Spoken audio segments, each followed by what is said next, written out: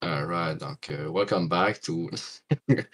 Fait que c'est là, dans cette vidéo, on va vous faire un PCB complet. Donc, on va reprendre un PCB qu'on avait fait pour l'année, pour les Jeux 23.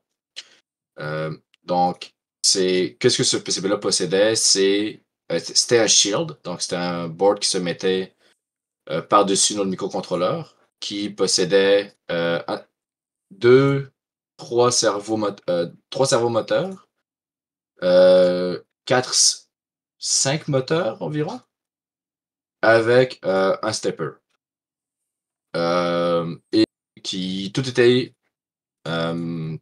Ça prenait de une alimentation et ça alimentait le microcontrôleur et on avait un Raspberry Pi aussi qui était alimenté, donc comme ici.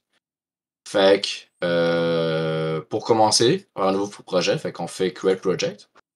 Là, on va faire ici, on va dire le nom du projet, ça va être Machine PM Tutoriel. On va rajouter un version control parce que ça va nous aider à versionner notre repository et à partager plus facilement notre projet avec les autres personnes. Et on va créer. Pas besoin de créer avec un default PCB project. Empty, c'est bien correct. Au final, quand vous cliquez sur default PCB project, il va juste vous mettre un fichier PCB par défaut. On n'en a pas de besoin, on va juste y aller directement avec ça. Et on va arriver ici. Fait que là, vous pouvez créer le projet. Puis pourquoi c'est un peu plus long pour créer le projet, c'est qu'il est en train de l'initialiser aussi dans le workspace. Fait que habituellement, comme vous pouvez voir ici, fait que là, si j'ouvre le workspace, dès qu'on est dans le projet, habituellement, il y aura un projet bâtard qui va apparaître, voilà. Fait que pour ça, qu'est-ce qu'on va faire, c'est qu'on va créer un dossier parce que moi j'aime ça quand c'est en ordre. On va appeler Machine PM Tutoriel.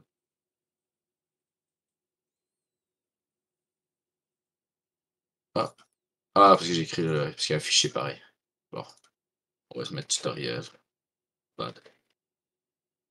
Voilà. Parfait. On va aller prendre celui-là, fait qu'on va le déplacer. On va le mettre dans tutoriel. Et voilà. Puis à partir d'ici, on peut juste faire un share et s'assurer que tout le monde a accès à ce share-là en mode éditation. Fait que là, tout le monde peut aller l'éditer. On est correct avec ça. En général, c'est le truc par défaut. Fait que par défaut, tout le monde y aura accès.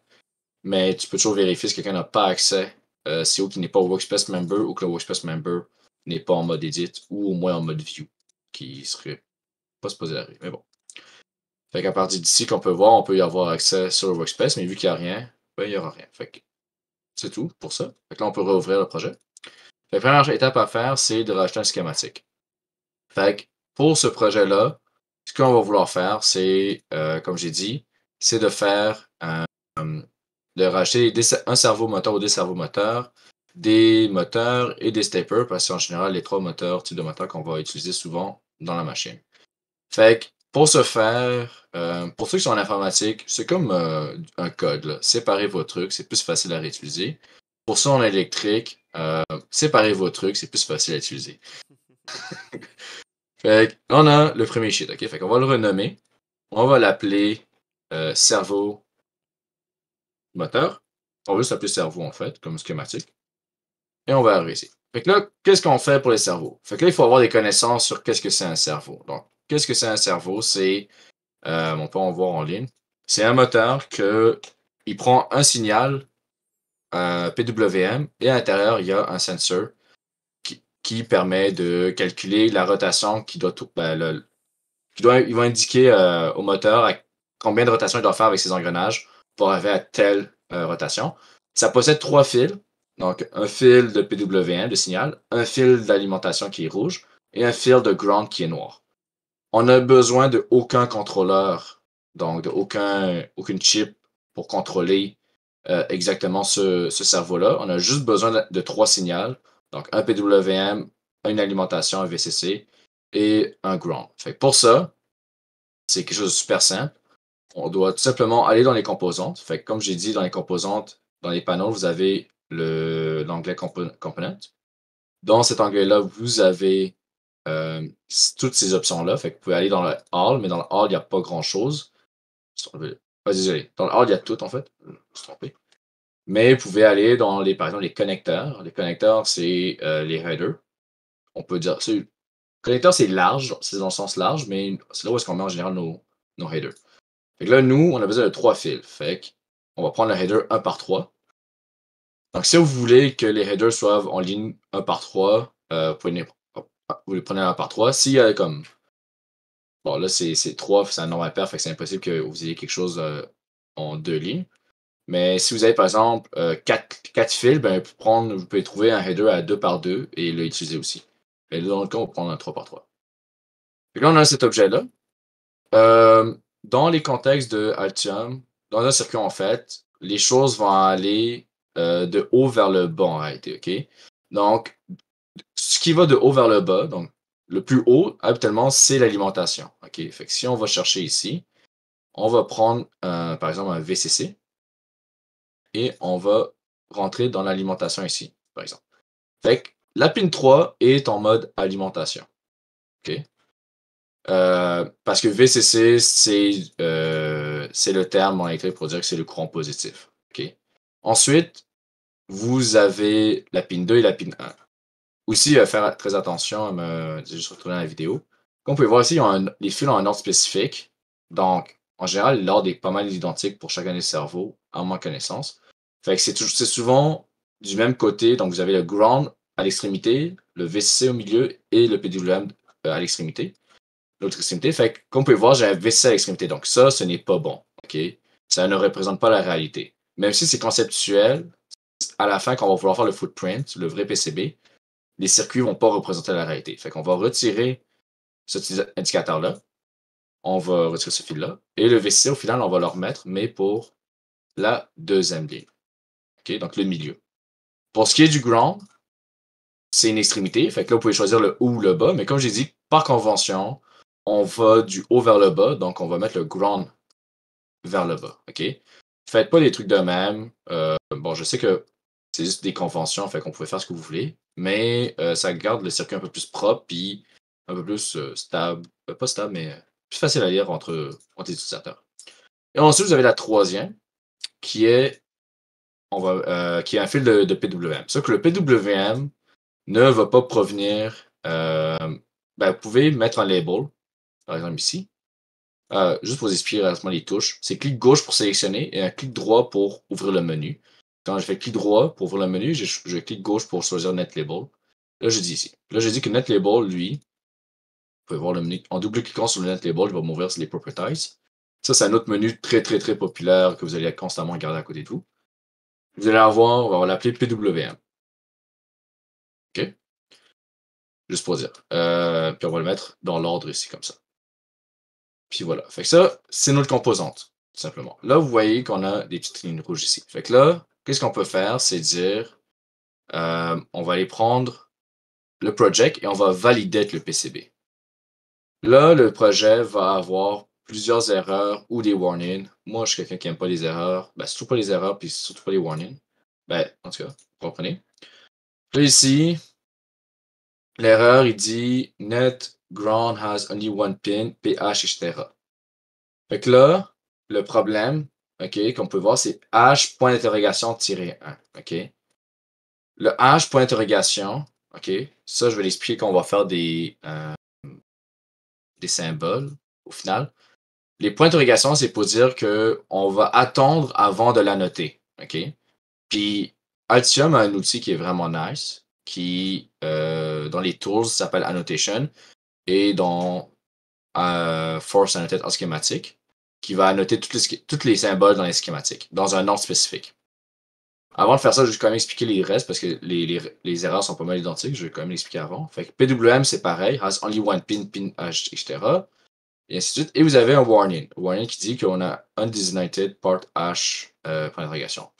Fait que, vous pouvez regarder en ligne. Altium a quand même une bonne documentation, un peu compliqué à comprendre. Mais la chose à faire dans ce cas-ci, c'est juste d'annoter toutes. Et voilà.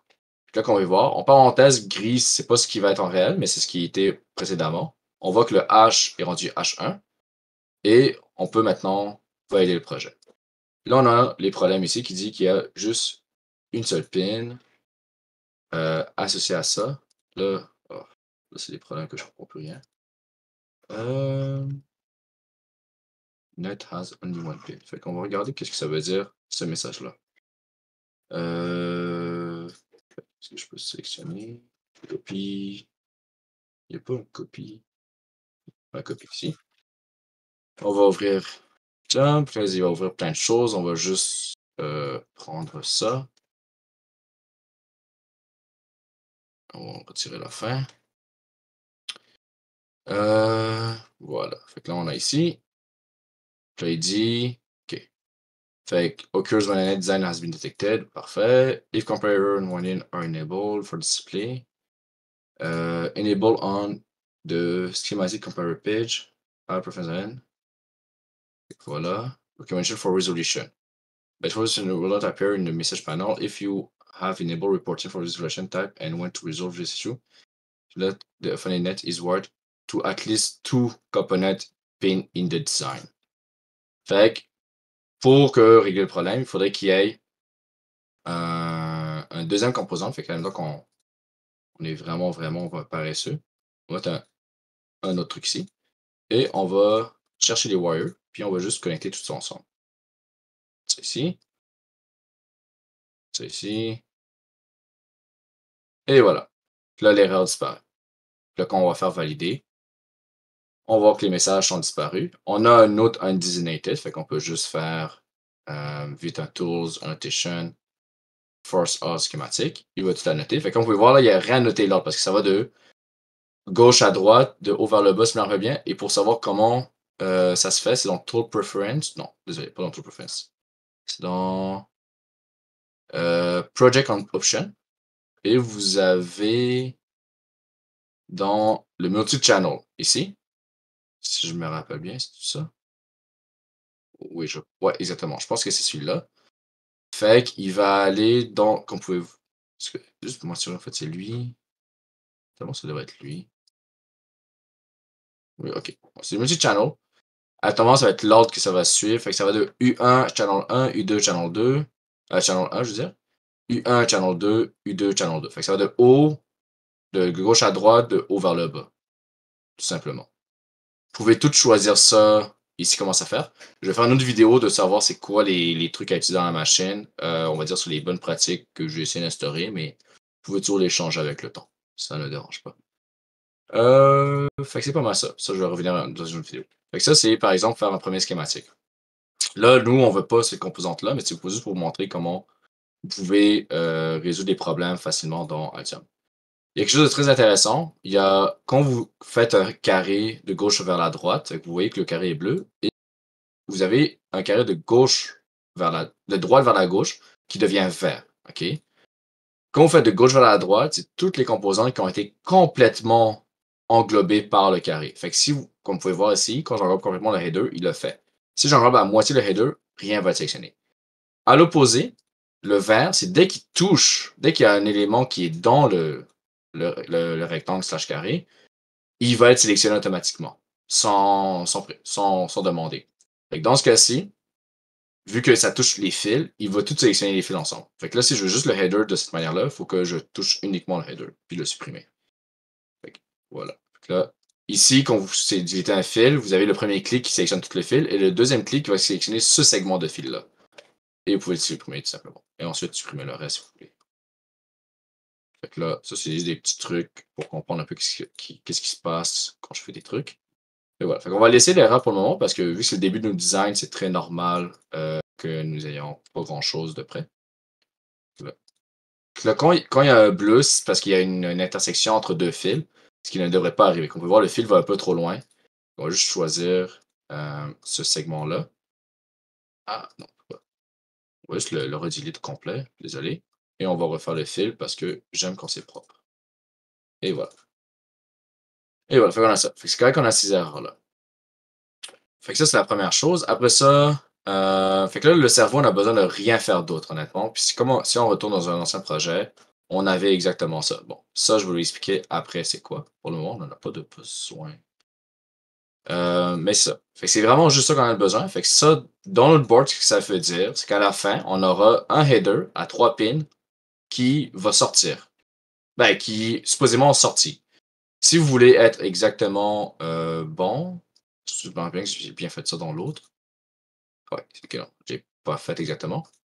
Mais vous pouvez indiquer, par exemple, si vous prenez le header, vous allez dans propriétés, vous le delock, vous allez dans les pins, vous delock les pins, vous pouvez sélectionner individuellement les pins à ce moment-là et choisir le type de la pin. Donc, par défaut, les headers, on les met passifs parce que ça ne dérange pas, mais vous pouvez dire que ça va être un output au final.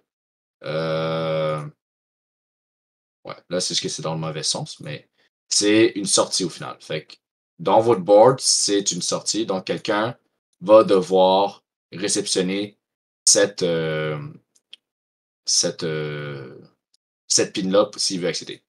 Je vous conseille pas de le faire au début, allez-y avec des pins passifs, mais à un moment donné, pour bien comprendre ce qui se passe dans le circuit, ça va être intéressant de euh, identifier exactement qu'est-ce que les pins vont faire. C'est pas mal ça. Ensuite, on va faire maintenant le deuxième qui est un moteur. Donc, OK. Là, le moteur, il est un peu plus compliqué à préparer.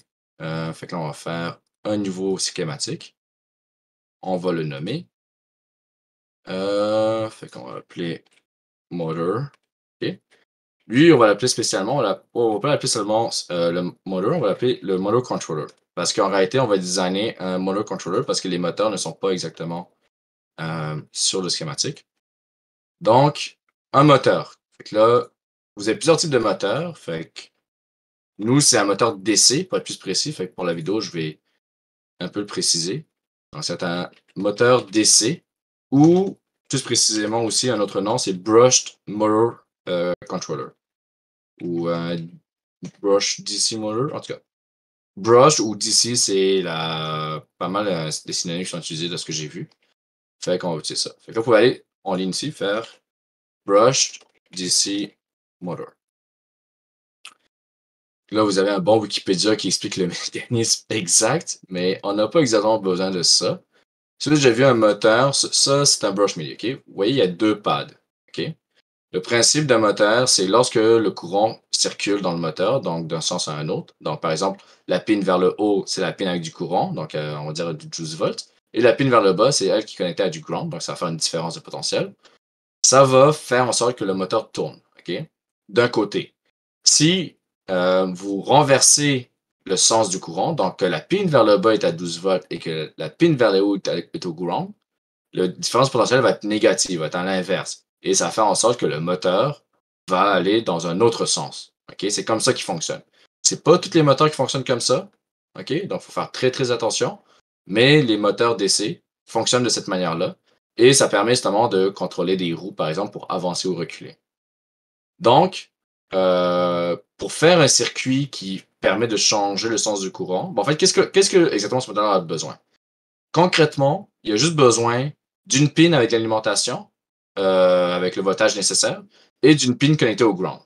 OK? Donc, si on prend exactement ces indications-là, on va prendre les composantes, on va aller encore dans les connecteurs, on va chercher un par 2, on va les mettre ici. Ça, fait qu'on va aller comme ça. On va par la suite sortir ici un fil, sortir un autre fil.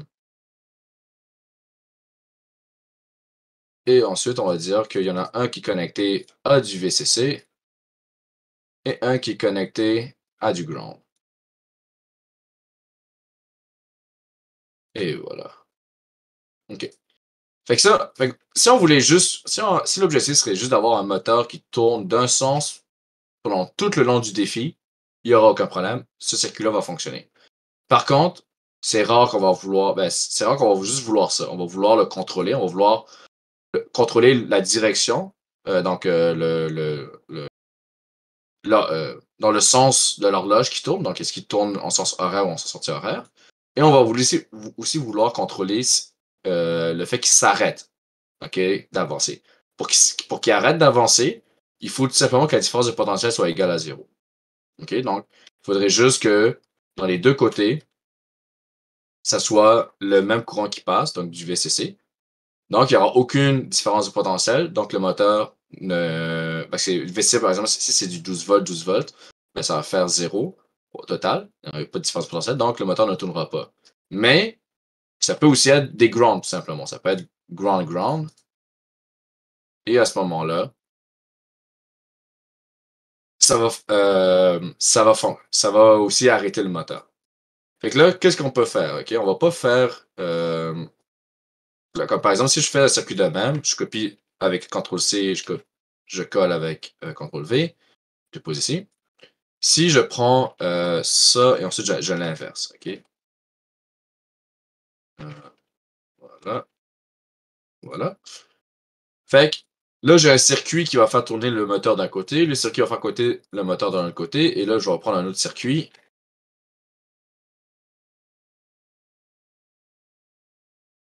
pour dire que le moteur n'avance pas. Fait que là, si on déploie ce circuit-là sur un board, OK, on aura 6 headers, un pour le faire tourner d'un côté, un pour faire tourner de l'autre côté et un pour l'arrêter. Le problème de ce circuit-là, c'est qu'il faut brancher le moteur où est-ce qu'on veut, dans l'état qu'on le veut. Donc, c'est vraiment pas pratique. Il y a quelque chose qui s'appelle un pont H. OK? C'est un principe électrique, on va dire, je pense. Ouais, une structure électronique. Qui est comme ça. Fait que là, on a la charge qui est le moteur. OK? On a le plus en haut qui est le positif. Et on a le moins en bas qui est le zéro en général dans le voltage.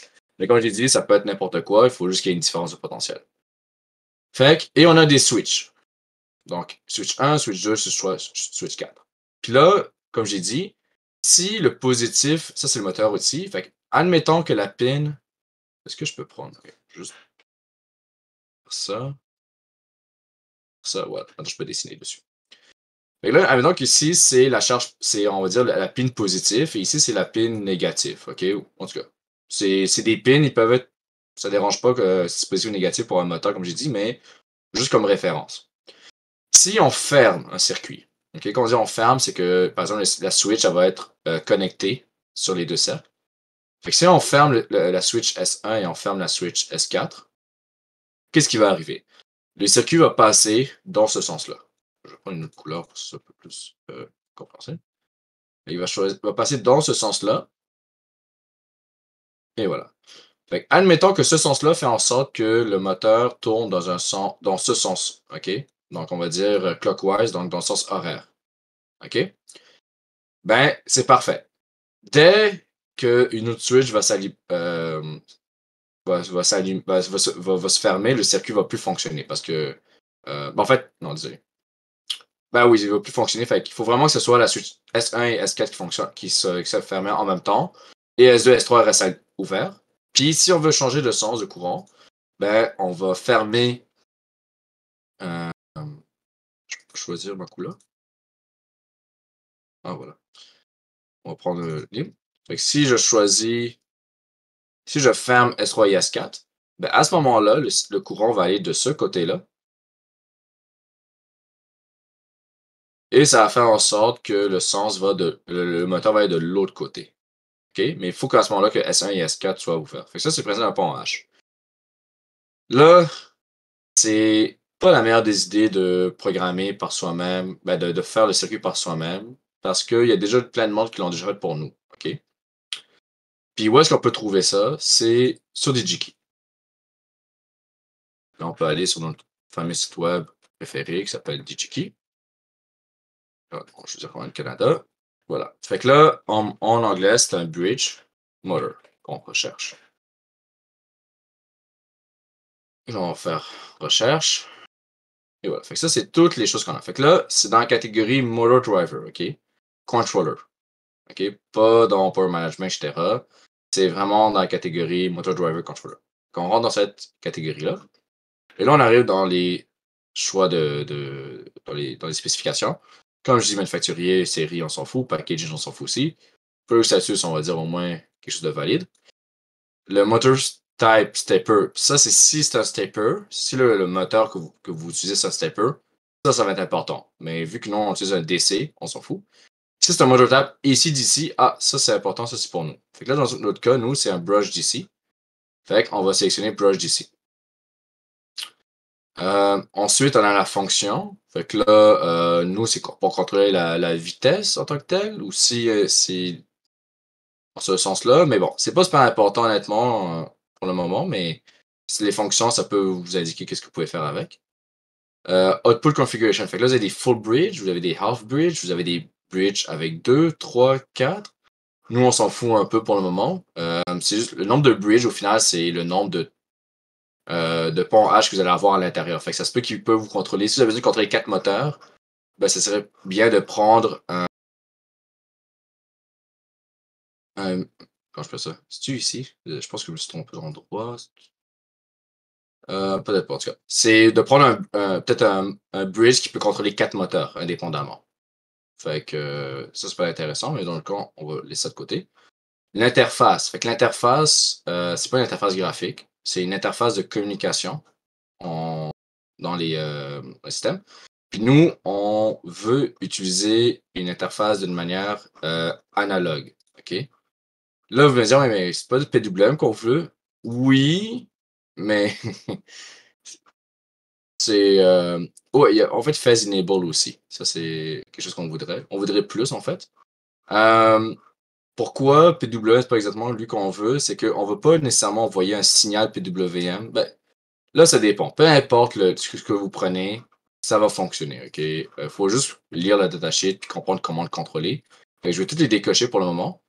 Puis vous allez apprendre un peu c'est quoi phase enable, c'est quoi parallèle PWM, c'est quoi PWM serial. Vous allez comprendre c'est quoi les types d'interfaces. Et à ce moment-là, vous allez choisir selon vos besoins. Les technologies, c'est la technologie à l'intérieur du pont H pour faire les switches. Dans notre cas, ça ne nous dérange pas. Le step resolution, ça, c'est quand vous avez des steppers. Dans notre cas, on s'en fout. Application, ça, comme j'ai dit, c'est pas dans l'importance. Puis là, le current output. Fait que ça, c'est l'ampérage de sortie que le bridge peut permettre. OK? En général, OK, ça, je vais aussi l'expliquer parce que c'est quand même important. En général, les moteurs, pour voir, prenez pas un au hasard, OK? Parce que parfois, c'est vraiment compliqué d'en trouver. Là. Par exemple, 2 ampères, vous voyez, on a vraiment moins de choix. Mais par exemple, avec du 1.2 ampères, si on va dire ça, bon, on n'a pas plus de choix. 1.6, il n'y a pas énormément de choix. Mais comme vous pouvez voir, les choix sont très, très minimes dépendant de ce que vous recherchez. Fait que, pour faire ça, par exemple, vous pouvez dire, OK, bon, on va prendre un moteur. Fait que pour choisir un moteur, on va aller prendre, par exemple, un moteur qui se trouve chez Abra. Donc, Abra possède quand même pas mal de moteurs. C'est quand même intéressant. Puis on va leur demander des moteurs brushed d'ici. Et là, par exemple, on va prendre un. On va prendre un moteur qui a de l'allure. On va prendre un moteur de ce genre-là. Est-ce que j'en ai un meilleur? Euh, Choisir le prochain. Peu importe le moteur, j'essaie d'en prendre un qui est bien représentatif pour le tutoriel. Euh, non, attends. Il était bon, là, celui-là. On va prendre celui-là. On va prendre celui-là. Ça va faire la job. Fait qu'on va faire un quick view. Ah, ok, bon, parfait. Fait que là, ici, c'est un 6 volts small DC motor. 2 mm le shaft. Le shaft, c'est ce qui est pour si vous voulez connecter une roue à ça. Donc, vous avez les spécifications au niveau diamètre. Vous avez l'operating voltage. OK? Mais nous, on recherche le courant. Là, malheureusement, celui-là, il n'y a pas de spécification sur l'ampérage. Fait qu'on va devoir choisir un autre moteur qui les a. On va voir ici. On va prendre celui-là. Est-ce que lui, il devrait avoir plus d'informations? Ah, OK. Bon, lui, il a pas mal plus d'informations. Ouais, OK, parfait. Et on a aussi. Est-ce qu'on a le datasheet? Ouais. Et on a le datasheet, fait que c'est parfait. OK? Donc, je vais vous montrer sur le site, après je vais vous montrer sur le datasheet comment on peut le lire. Fait que là, voici, c'est le modèle. Un 16 RPM, c'est le nombre de tours par minute. Donc, il est vraiment pas vite, ce moteur-là. OK? HD, Premium, ça, c'est juste des noms pour faire beau. Puis, on a un Gear Motor, ça, c'est à l'intérieur, c'est comment que c'est fait. Fait que c'est avec des gears. Vous pouvez voir en détail pour le monde mécanique comment c'est fait, les dimensions, c'est quand même nice. En tout cas, les specs. Mais ça, c'est pas besoin. Ça, c'est ce qu'on recherche, donc le moteur type brush d'ici. Le shaft, ça, c'est pas pour nous nécessairement. Ça, c'est le monde de mécanique. Gear Material, etc. Parce que le monde de mécanique va en général vous envoyer des moteurs que eux, ils aimeraient ça que vous fassiez fonctionner pour les PCB et avec votre contrôleur pour pouvoir, pour que mécaniquement ça fonctionne. Après ça, quand vous avez ce moteur-là, vous voyez ici, on a le voltage nominal. Fait que nominal, ça veut dire que c'est le voltage parfait pour qu'il fonctionne parfaitement, qu'il ne se brise pas trop vite, mais qui fonctionne avec. Qui déploie vraiment les specs, par exemple, du 16 tours par minute. OK? Le range, c'est de recommander donc de 6 à 12 volts. Donc, ça peut fonctionner à 5 volts, ça peut fonctionner à 15 volts. Plus que ça va haut, plus qu'il va aller vite, plus qu'il va chauffer, plus qu'il chauffe, plus qu'il va se briser vite. Moins, en bas de 6 volts, il va aller vraiment, vraiment pas vite. Au point que si la charge qui doit tourner est trop lourde, il ne tournera pas assez bien. Le speed no load, fait que ça c'est no load, ça veut dire pas de charge, donc il n'y a rien qui lui met de la pression. C'est du 16 RPM. Okay? Donc si vous le tenez le moteur sur le bout ici, donc pas sur le shaft, puis vous le connectez, puis vous faites tourner, il va tourner 16 tours par minute. Ensuite, vous avez le current, no load. Fait que no load, comme j'ai dit, il est free, il n'y a pas de charge dessus. C'est 0,54 ampères. C'est vraiment pas beaucoup, mais c'est quand même très bien. Et on a le current stall. Le current, au niveau du stall, OK? Stall, ça veut dire que vous avez une machine là, vous le tenez le moteur d'une main et vous tenez le shaft avec une pince. Et vous essayez d'empêcher de faire tourner le shaft. Et si le shaft ne tourne pas, il va arriver dans un état qu'on appelle le stall, et ça veut dire qu'il va consommer 20 ampères. En général, ce cas-là ne va jamais arriver. Okay? Si ça arrive, votre équipe en mécanique a mal fait la job. Okay? Ce cas-là arrive seulement quand le moteur est bloqué, donc physiquement bloqué. Puis ça fait en sorte que là, il va consommer énormément d'ampérage pour essayer de se débloquer, mais ça ne devrait jamais arriver. Fait que quand vous choisissez l'ampérage que vous avez de besoin pour votre moteur, vous regardez toujours le no load et jamais le stall. Okay? Parce que le stall, c'est un cas extrême qui ne devrait jamais arriver. Et prévenez vos équipes mécaniques, ce n'est pas les. Alors, ils doivent prévoir que le moteur, dans la phase majoritaire du défi, doit toujours être proche d'un no-load ou au moins à mi-chemin, mais jamais dans une phase constante de stall. Il ne doit jamais avoir le torque au maximum. Jamais, jamais, jamais, jamais. Parce que là, ça devient impossible à gérer tout ça.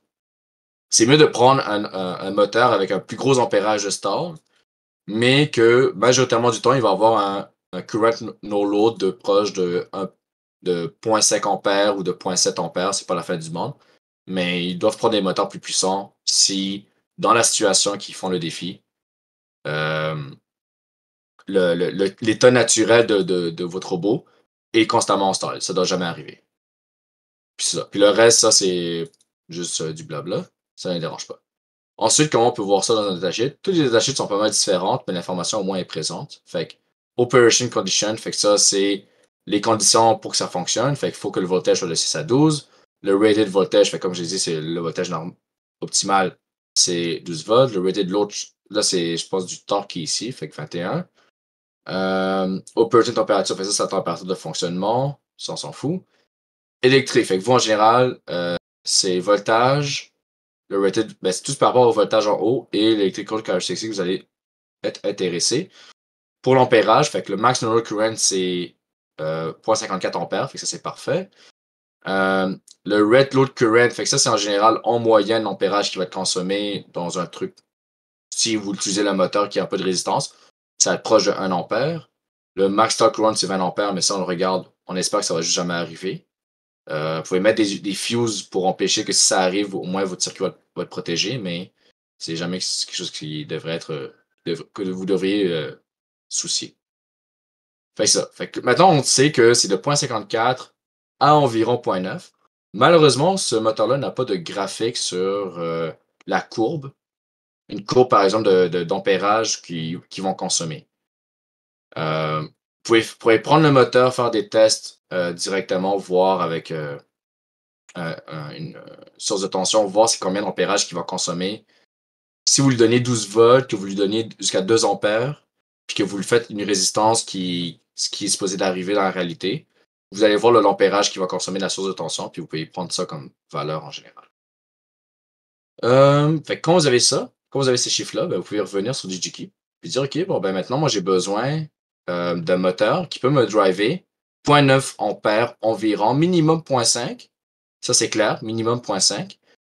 Moi, ce que je vous recommande, c'est d'essayer d'avoir une sorte de 15 à 20% de marge de ce que vous recherchez.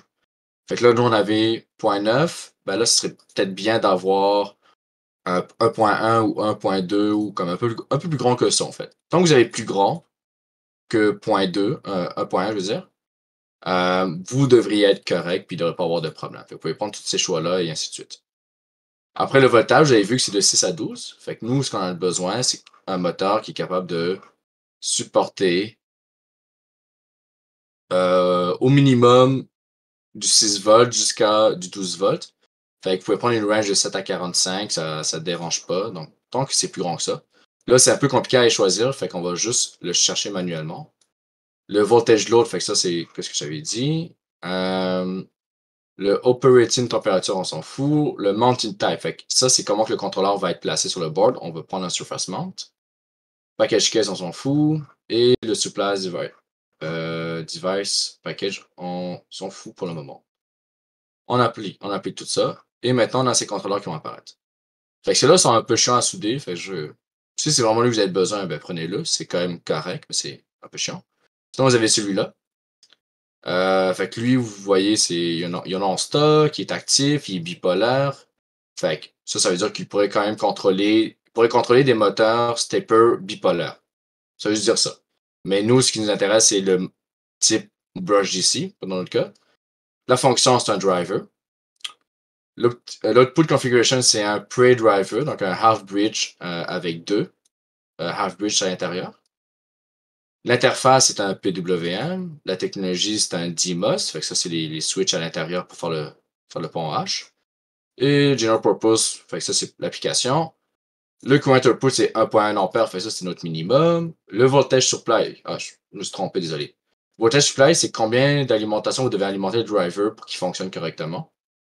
Et le voltage load, c'est le voltage qui va être en sortie pour vos moteurs. Fait que nous, c'est de 2.5 volts à 15 volts. C'est parfait, ça rentre dans la range de 6 à 12 volts. Ça, c'est par exemple, si vous avez ça, il a besoin de 2.7 à 5.5 volts. Donc, optimalement 5 volts, je pense. Ou 3.3 volts en général. Pour que le moteur soit capable de faire les fonctionnalités qu'il a besoin pour contrôler le moteur. Fait que tant que vous avez un input de ce genre, vous allez pouvoir utiliser ce moteur-là. Fait que celui-là, il respecte pas mal ce qu'on a besoin. Vous pouvez en prendre un autre, peut-être qu'il coûte moins cher. Par exemple, vous avez lui ici, le TC78, que lui, par exemple, la différence que vous pouvez avoir entre lui et l'autre, fait qu'on peut comparer les produits.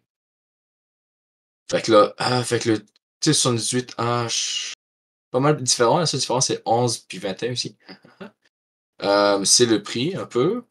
En stock, sont tous les deux des produits actifs, bipolaires, brush DC, des drivers, des halves, c'est un PWM, DMOS, General Purpose. Bon, c'est pas mal identique. Il y a zéro différence en fait entre les deux. À part la description que c'est un dual channel, puis ça, ils n'ont pas dit rien. Fait que, on va ouvrir les deux, puis on va voir un peu plus en détail qu'est-ce qu'ils font. Fait que là, quand vous avez le driver, vous ouvrez le datasheet. Là, ça, on va prendre le datasheet de lui en premier. Quand vous voyez les features, fait que là, ici, il dit que en fait, on va lire cette petite description-là, c'est quand même intéressant.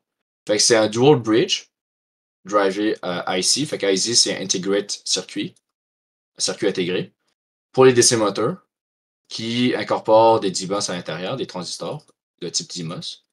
Et il est capable de driver deux DC moteurs et un step-in motor. OK? Donc, il est capable de driver deux moteurs. Donc, admettons que vous voulez faire un robot avec deux roues que vous voulez contrôler, ben, il serait parfait. Ici, il y a les pins de fonction. Fait qu'il y a la pin numéro 1, NC, c'est pas connecté, not connected. C'est écrit ici.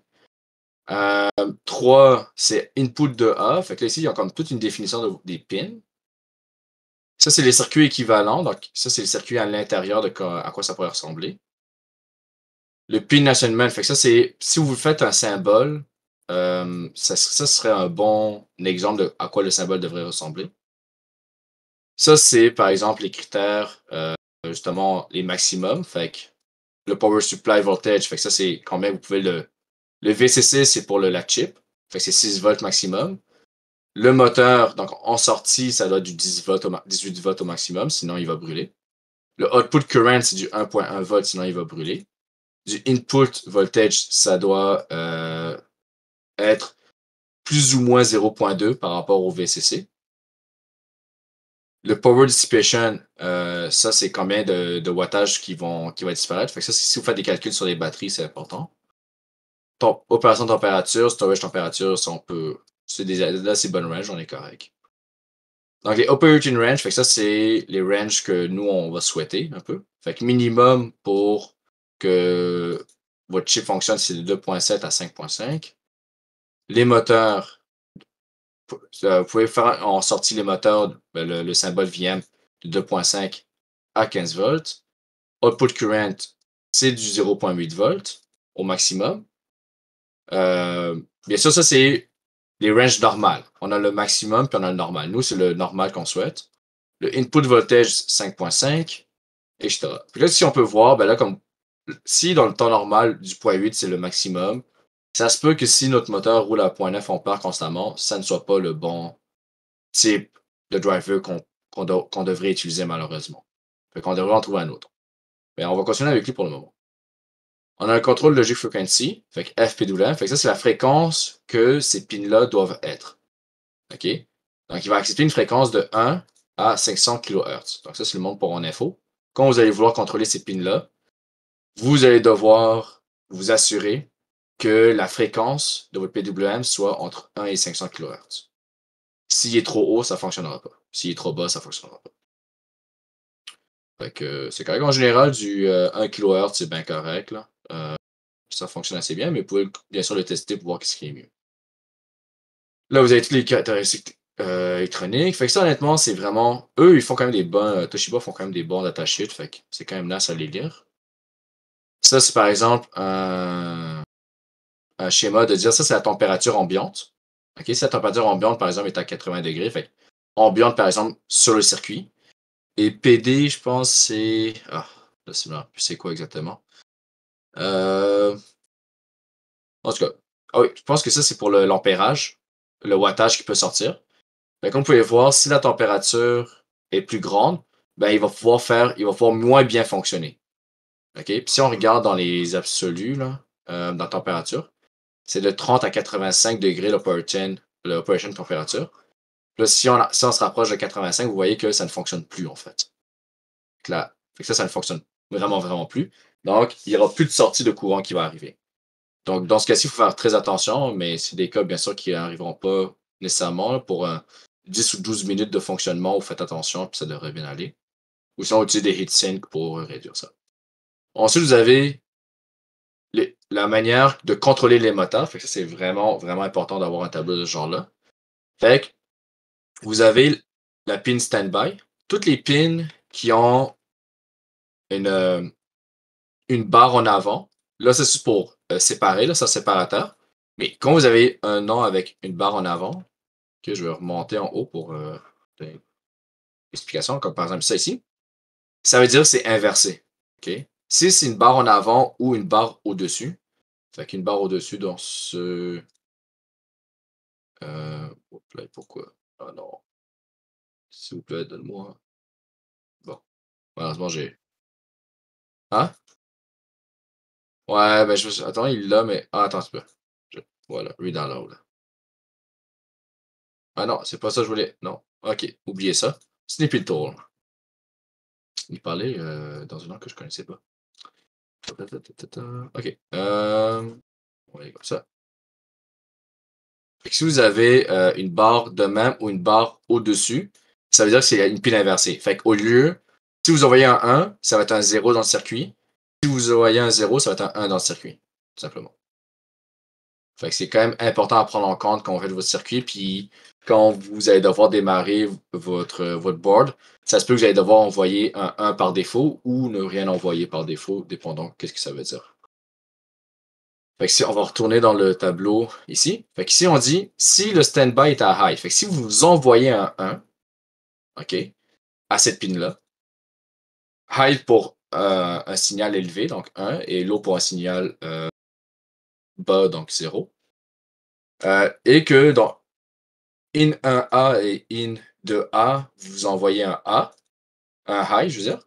À ce moment-là, on sortit, okay, donc vers les moteurs, donc AO1 puis AO2 vont être à low. Donc, ils appellent ici le mode short break, donc il ne va juste pas avancer, il y aura un short dans le circuit, il va juste rien faire. Si par exemple vous avez le standby à high, vous avez le L à, vous avez le in 1A à low et le in 2A à high, ben la sortie, donc le AO1 va être à L, low, et le AO2 va être à high, ce qui va créer une différence de potentiel. Donc, il va aller vers l'avant. OK?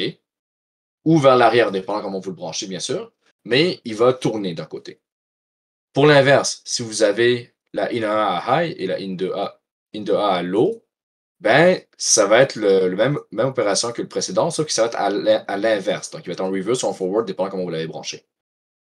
Si vous les avez les deux à low, ben là, c'est il va être à off, un truc d'impédance en tout cas. Il va stopper. Et si le standby est à 0, donc vous n'envoyez rien au standby, donc le standby est à 0, ben, il va rien faire. Tout ça ne fonctionnera pas, tout simplement. Fait que des tirets de même, ça ne veut pas dire qu'ils sont paresseux et qu'ils ne voulaient pas continuer le tableau. Ça veut dire que peu importe la valeur, c'est le résultat qui va arriver. Fait qu'à low, peu importe c'est quoi la combinaison de high et low ici, il ne va pas tourner. Fait que ça, c'est là que vous devez vraiment bien comprendre comment ça fonctionne, puis avoir un tableau de même pour savoir c'est quoi le circuit, et ensuite dire à vos équipes en informatique de comment vous pouvez contrôler ce moteur-là, avec ce driver-là, spécifiquement. Fait que c'est pas mal ça. Puis là, s'il dit Output Waveform Timing Chart, fait que ça, c'est les PWM que vous allez devoir envoyer à ces pins-là pour faire le on et off. Donc, comme j'ai dit, vous respectez juste le 1 à 500, puis ça devrait aller. Puis là, ils vont dire c'est quoi va se passer. Donc, si par exemple, si vous faites un PWM, ben, il y aura un petit décalage que le moteur va démarrer un peu après, mais bon, c'est des millisecondes. En fait, c'est des nanosecondes. On ne verra rien. Puis c'est pas mal ça. Après ça, ici, il va juste expliquer des affaires sur le H-Bridge qu'on a vu auparavant. Et ainsi de suite, et ainsi de suite. Puis c'est pas nécessairement d'informations importantes. Ici, c'est Application Circuit. Ça, c'est un autre truc super important. Surtout pour le monde qui font les PCB. Quand vous utilisez ce moteur-là pour driver deux DC motors, ici, voici le circuit à quoi ça va ressembler. Vous avez besoin de votre microcontrôleur. Vous avez besoin de vos moteurs. Et vous avez besoin de la pièce. Et voici comment les pins doivent être connectés. Fait que la pin VCC doit être connectée au VCC avec, ça c'est un symbole de condensateur, et ça, je vais zoomer. Donc, je vais sortir le stamp plutôt en fait.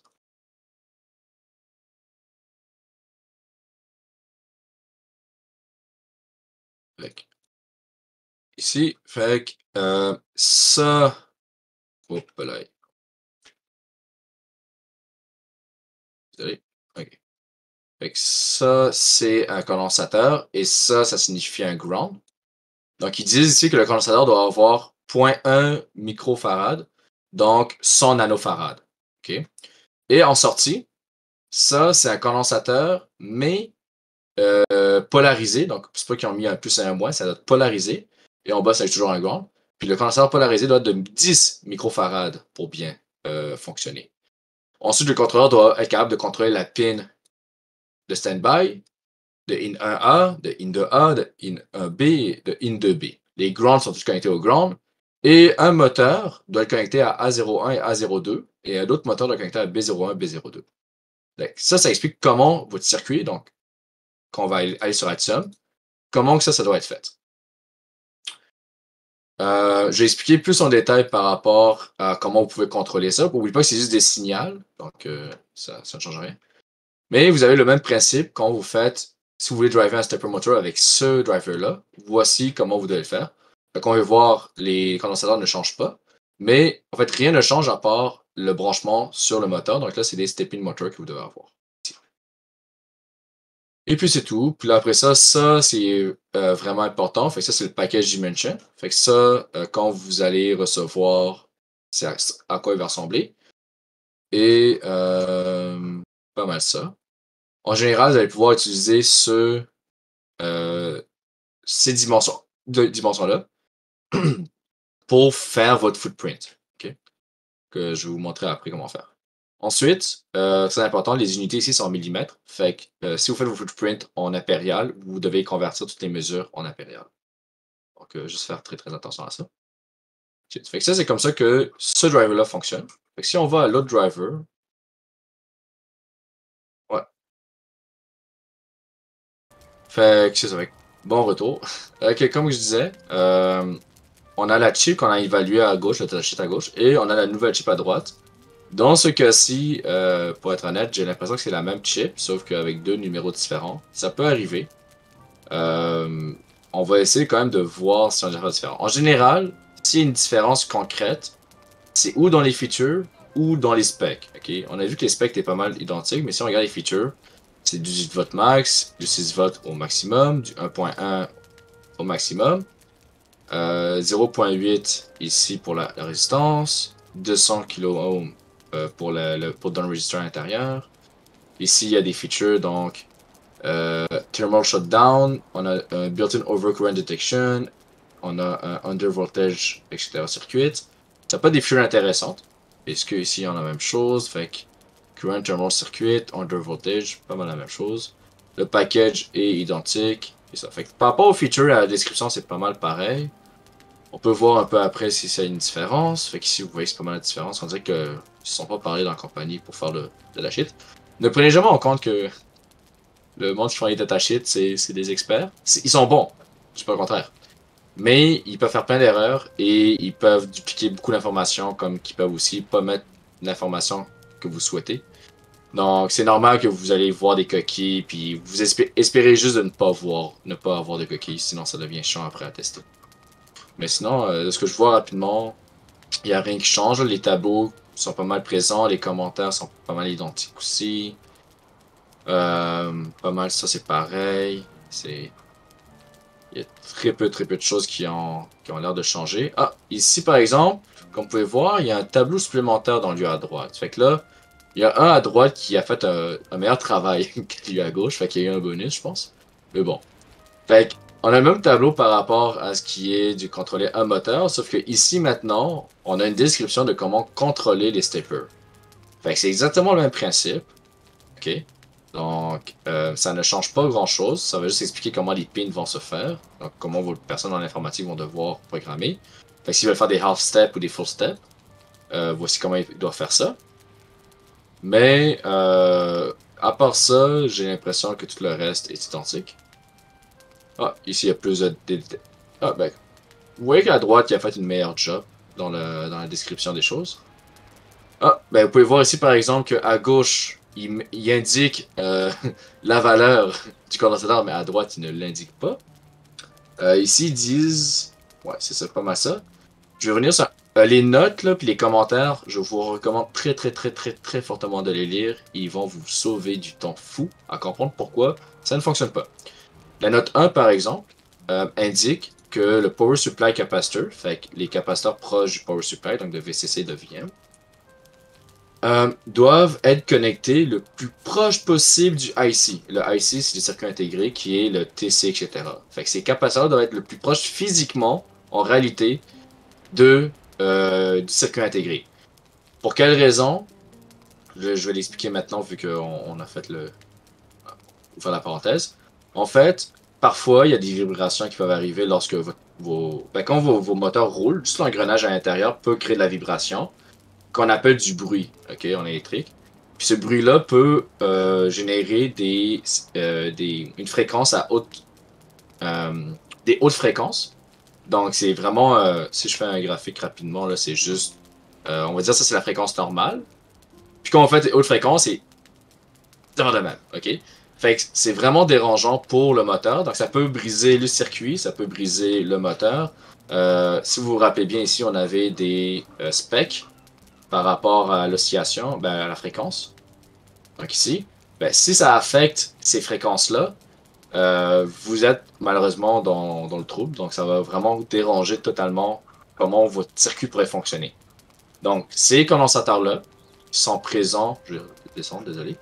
Ces condensateurs-là sont présents réellement pour, admettons que vous avez faire une nouvelle page blanche. OK. Fait que, donc vous avez le circuit qui se passe ici. Puis là, à un moment donné, il y a un bruit parce que, je sais pas, vous cognez ou il y a constamment du bruit en fait. Fait que, ouais, ça. Puis là, à l'intérieur, il y a un peu de bruit pour fausser l'oscillation des choses. Donc, ça peut faire en sorte qu'un va plus haut, un va plus bas, etc. Là, vous allez avoir un condensateur qui va faire en sorte de prendre les hautes fréquences. C'est pour ça que c'est des petits condensateurs. C'est vraiment là juste pour prendre ça. Et emmagasiner ces hautes fréquences-là. Puis comme ça, il va rien sortir. Fait en haut, c'est le pire, c'est ce qui arrive s'il n'y a pas le condensateur. Et en bas, c'est ce qui va arriver s'il y a un condensateur. Donc on peut voir, il n'y a plus de bruit qui va apparaître. Donc le signal que vous envoyez sera vraiment un beau signal. Peut-être avec quelques choses, mais quelques affaires de mauvais, mais c'est pas la fin du monde. Puis le condensateur aussi peut servir après ça, admettons qu'il y a un shutdown de courant, admettons qu'il n'y a pas de courant pendant ici, ben, le condensateur pourra à ce moment-là donner un peu de courant pour continuer à alimenter le moteur ou le circuit dans ces cas-ci. C'est vraiment juste pour, principalement le rôle principal, c'est pour empêcher les hautes fréquences de briser le matériel ou de déranger ou de fausser les signaux que vous envoyez. Le deuxième rôle, un peu, pas mal vraiment moins important, là, ça c'est pour des plus gros condensateurs en fait. C'est pour alimenter le circuit s'il y a pendant une nanoseconde un circuit qui est débranché. Ça peut arriver parfois. Mais c'est très rare. Fait que c'est pour ça qu'on met des condensateurs de ce genre-là, ça règle le problème en général. Mais dans ce cas-ci, comme vous pouvez voir, c'est vraiment juste des condensateurs pour. Ceux-là sont vraiment là pour s'occuper des hautes fréquences. Pour quelle raison ils sont. C'est juste pour ça, c'est parce qu'ils sont très petits. Ben, le 10 microfarad, lui, en fait, il est là pour l'alimentation et pour les hautes fréquences. Mais lui, il est vraiment là pour les hautes fréquences. Parce qu'il est vraiment petit. Le plus gros, il est là pour les deux. C'est bon? Et c'est pour ça qu'on dit de les mettre les plus proches. C'est parce qu'on veut filtrer les signaux, les signaux à haute fréquence qui se rendent dans le circuit les circuits intégrés pour empêcher que ça brise les choses. C'est ça. Là, quand je dis le plus proche, ça peut être de quelques millimètres. Vous pouvez les mettre un peu plus loin. Je peux vous donner un exemple, par exemple, de ce qu'on avait dans la machine. Fait que si, par exemple, on prend ces circuits intégrés là, fait que ça, c'est le circuit intégré, ici. Et ici, on avait les condensateurs pour filtrer le bruit. Fait que comme vous pouvez voir, ils sont quand même loin si on regarde ici. En réalité, ils sont quand même proches, c'est quand même 2-3 mm de distance. Mais si on remet, par exemple, les câbles, fait que, par exemple, ceux-là, il était pour ce qu'il y a ici présent. Ben, vous pouvez voir que ils sont quand même loin, mais c'est les plus proches qu'on pouvait mettre. Fait que, forcez-vous à faire ce que vous pouvez. On n'est pas non plus dans une application très précise, donc on peut vivre avec ça. Assez souvent dans les gros, j'imagine dans les affaires plus compliquées, comme vous avez pu remarquer, on a deux layers où est-ce qu'on peut mettre des pièces. Assez souvent, ces pièces-là, on va peut-être les mettre en dessous pour qu'ils soient vraiment, vraiment proches. Mais dans l'autre cas, on les met au-dessus parce que c'est plus facile après ça à souder. Mais ça, comme vous pouvez voir, c'est pas mal identique, sauf que l'information est un peu partagée entre les deux documents. Donc, si l'information n'est pas dans un document, allez regarder dans un autre document. Vous allez peut-être vous casser un peu la tête, malheureusement, mais vous allez survivre. On a tous survécu. Sinon, là, je sais que c'est un peu. Je vous sors ça un peu de n'importe où. Mais parfois, il y a des compagnies qui font des user guides, OK? Qui ont beaucoup plus d'informations et des affaires beaucoup plus spécifiques. Vous pouvez prendre la marque et dire user guide. Puis là, ici, vous allez avoir un instruction manual pour les boards de ce type-là. C'est pas exactement ce document que je cherchais. Où est-ce que je peux le trouver? Il me semble que je l'avais dans mes affaires personnelles. Qui était pas loin, pas loin, pas loin, pas loin. Integrate encoder. Non, malheureusement, pas. Est-ce que c'est lui? Datasheet equivalent. Non. Ok. On va y aller. Toshiba driver. Toshiba drivers. User guide. Je l'ai retrouvé. Bon, malheureusement, j'aurais dû. Ah, je joue peut-être plus ici. Malheureusement, je ne vais peut-être pas le trouver ici comme ça. Mais vous pouvez parfois juste taper en ligne une genre de UC guard de ce type de. Peut-être que. Tiger Security. Je vais essayer une dernière fois. Non. Attaché PDF. Non. Bon, malheureusement, je ne l'aurai pas. Mais, comme vous pouvez voir, là, j'avais toutes les formes, vous pouvez peut-être les regarder ici, mais vous pourrez essayer de trouver d'autres. Mais il y a certaines compagnies qui font des user guides sur certains de leurs produits. Fait que c'est comme un peu englober toute l'information qui est par rapport à leur truc. Pour que ce soit un peu plus consistant. Si vous trouvez ça, c'est vraiment parfait. Si vous ne trouvez pas ça, ben, vous allez devoir un peu fouiller sur chacun des datasheets pour avoir une information un peu plus fiable, on va dire. Parce que dans un cas ici, vous ne vous lancerez. Désolé, là, je suis perdu, juste fermer tout ce qui est par rapport à ça. Close sur le tab. Et si vous arrivez dans un cas où est-ce que vous avez la chip parfaite, mais vous n'avez pas cette information-là, malheureusement, vous ne pouvez pas faire le circuit tant que vous ne l'avez pas. En tout cas, vous pouvez vous lancer dedans, mais vous risquez d'avoir des erreurs et vous casser la tête très longtemps. Fait que essayez de trouver un truc de la même marque qui fait à peu près la même chose, qui a les mêmes stats, les mêmes specs, et essayez de voir si, comme dans ce cas-ci, il y a un circuit qui a les chiffres à l'intérieur. Vu que c'est la même compagnie, même fonctionnalité, assez souvent à l'intérieur de la compagnie, ils vont standardiser les choses. Fait que ça permet justement de réutiliser exactement ce qu'il faut. Donc, à ce moment-là, vous êtes un peu moins perdu ou un peu moins dans le trouble. Mais si vous n'avez pas l'information, je ne vous recommande pas de commencer le circuit ou de faire le circuit ou de l'imprimer en tout cas, et d'acheter les pièces sans avoir cette information-là. Sinon, on peut se tirer dans le pied. Et maintenant qu'on a ça, c'était un peu long, mais on y est arrivé. Fait qu'à ce moment-là, on va créer une composante. On va arriver ici. On va faire le circuit. Mais avant de faire le circuit, il faut la composante. Là, ça tombe bien parce que ce circuit-là spécifiquement, on l'avait déjà utilisé.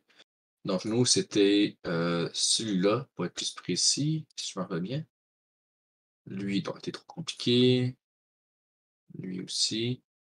Juste m'assurer que c'était exactement le même. Ouais, fait que ça, c'est lui-ci. OK. Fait qu'on va prendre lui. Fait qu'on va prendre ça. Puis là, pour le prendre, c'est vous le sélectionner et vous le draguer juste dans le système. Vous pouvez faire clic droit ou place. Puis là, après ça, clic gauche. En tout cas. Fait que vous l'avez ici. Et voilà. Fait que là, ça. Là, il y a un petit truc, un petit détail important à comprendre. Là, ici, vous voyez qu'on a phase A, enable A, phase B, enable B, les A, 1, 2, 3, 4. Sauf qu'on n'a pas les ground, puis on n'a pas le standby. Si vous vous rappelez bien, ici, on doit voir les standby. Ici, les VCC, les VM et les ground. Si vous voyez la composante qui a une lettre à droite, donc A ici, comme vous pouvez voir, ça veut dire que la composante est faite en plusieurs parties. Ok? Donc, pour compléter cette composante-là, vous devez en mettre une deuxième, double-cliquer dessus et dire que c'est la partie B que vous souhaitez. Et vous la loquez pour pas que ça change. Et vous faites un chose pour le A. Là, justement, il n'y avait pas plus de parties, fait qu'on peut juste rester avec ça. Et là, maintenant, on a une partie A et une partie B. Ça va se connecter automatiquement. Comment ça se connecte automatiquement? Avec le point d'interrogation. OK? Quand il va annoter les choses, ils vont s'annoter ensemble. Fait que maintenant qu'on a ça, donc on a tout ce qui est par rapport à l'alimentation, et on a tout ce qui est par rapport au circuit logique. OK? Donc, tous les signaux logiques qu'on va devoir envoyer. En général, on fait cette séparation-là juste pour que ce soit plus facile à représenter dans les circuits.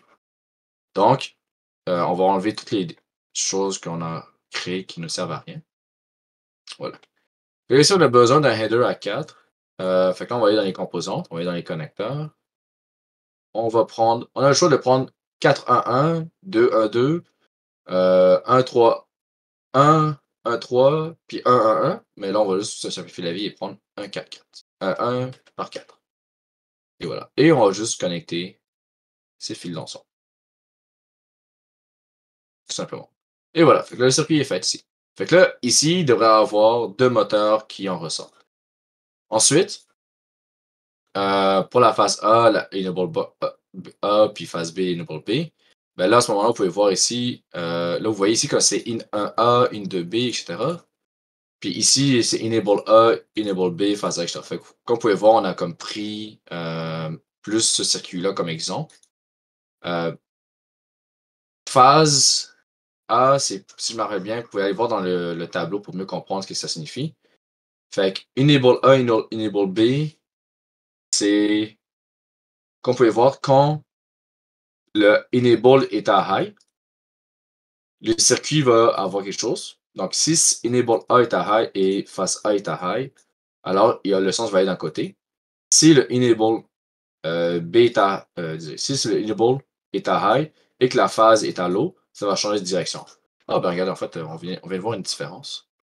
C'est... Ici, si vous deviez... Ou non, c'est moi qui me suis trompé. Excusez-moi.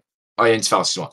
Ici, vous deviez alterner les deux inputs pour faire le truc. Ici, vous avez l'impression qu'une sert de alimentation, d'activation, et une sert de direction. Fait que vous pouvez prendre l'un des deux comme vous voulez. Moi, je vous dirais que celle-là à droite est plus populaire sur le fonctionnement. Parce que ça vous permet de. Ben, dans le cas des deux fils, le code est plus facile à générer pour le monde en informatique. Puis en tant que tel, on les a commandés dans la machine, donc c'est plus utile à utiliser ce tableau-là. Mais c'est pour cette raison-là que, surtout que le symbole est différent. On a fait le symbole en fonction de celui-là parce que c'est cette pièce-là qu'on a commandée. Ok, attention, les symboles, c'est vraiment important à les faire correctement. Mais bon, on va continuer. Fait que là, phase A, c'est la direction et Enable A, c'est pour activer. Donc, c'est où est-ce que le PWM va s'insérer. Et là, on va aller ici, on va aller ici, on va faire les fils, tout simplement. Et ensuite, là, on va faire ce que le moteur, on essaie de le faire isoler un peu du reste du circuit pour qu'on puisse le réutiliser. Fait qu'on va utiliser ce qu'ils appellent des ports. Puis des ports dans Altium ou en fait dans les circuits électriques, c'est juste des trucs dans les schématiques qui sont considérés que vous allez pouvoir y accéder en dehors de ce schématique spécifiquement. Fait que si, par exemple, dans le cerveau, qu'on peut voir, j'ai mis VCC, Ground et PWM, ces valeurs-là sont accessibles, ben, ces fils-là, ces nets-là, sont accessibles seulement localement dans le fichier et non globalement. Fait que si je fais, ici, je demande de connecter le Brush Motor Controller au cerveau, je ne pourrais pas le faire parce que le cerveau n'a pas de port. Mais si je fais un port, ici, que je nomme PWM, à ce moment-là, je vais juste le replacer correctement. Ah là là. Parfait. Fait à ce moment-là, vu que j'ai un port, je peux y accéder localement et globalement. Fait que maintenant, ici, si je fais un autre port qui se nomme PWM, automatiquement, ils vont se connecter. OK? Fait que là, c'est pas tout des PWM, désolé, je suis un peu avec les émotions. Fait que ici, c'est direction. Fait que ici, c'est. En tant que tel, quand on fait des ports, comme je dis, ils vont se connecter. Mais sauf que nous, on veut pas que le PWM soit connecté avec tout le monde. OK? Donc, on va réellement y aller. On va faire attention. Ici, on va vraiment nommer phase A ici. Parce que sinon, les PWM vont être connectés ensemble. Donc, on va les nommer correctement pour pas qu'il y ait de conflit entre les ports. Ici, ça va être enable A. Et ici. Ah, ben, puis comme vous pouvez voir ici, Hudson vous met une indication. Cerveau 2B. Parce que ici, puis Brush Motor 2C, pour dire qu'ils sont connectés ensemble. Donc, on ne veut pas qu'ils soient connectés ensemble. Donc, on va vraiment rechanger le nom pour pas que ça arrive. Sinon, il y aura des accidents qui vont se produire lorsque vous allez tout brancher ça ensemble. C'est comme ça. Et voilà. Là, on essaie de garder ça du plus propre possible. J'aime ça quand c'est bien organisé. Voilà. Hop là, voilà. Et voilà. Vous voyez comme ça. Fait que ça, c'est pour ce qui est de ce de cette composante-là, la partie A. Et la partie B, ben là, c'est les levées moteurs. Fait que là, on va prendre un signal. On va prendre un port, désolé. On va dire que c'est pour le moteur. On a le VCC, on a le standby, on a les grounds. Les grounds, on n'a pas besoin de les connecter avec quelque chose d'autre. Là, ici, on va les nommer. Fait que ça, c'est le VM. Ça, c'est le VCC. Puis là, là, VM, VCC, ils vont beaucoup se reproduire. Fait que moi, ce que je vous recommande, euh, juste avant d'expliquer ça, en fait, vous voyez ici, standby, c'est inversé. Pour qu'on ait le même symbole, vous faites un backslash ici. Et vous faites standby. Et là, vous allez avoir une barre vers le haut. C'est quand même nice. Parce que pour venir à ce que je veux dire, c'est que vous allez avoir beaucoup de VM et de VCC dans votre circuit, dépendant. Puis ça se peut que le VM, par exemple, des cerveaux, c'est 6 volts.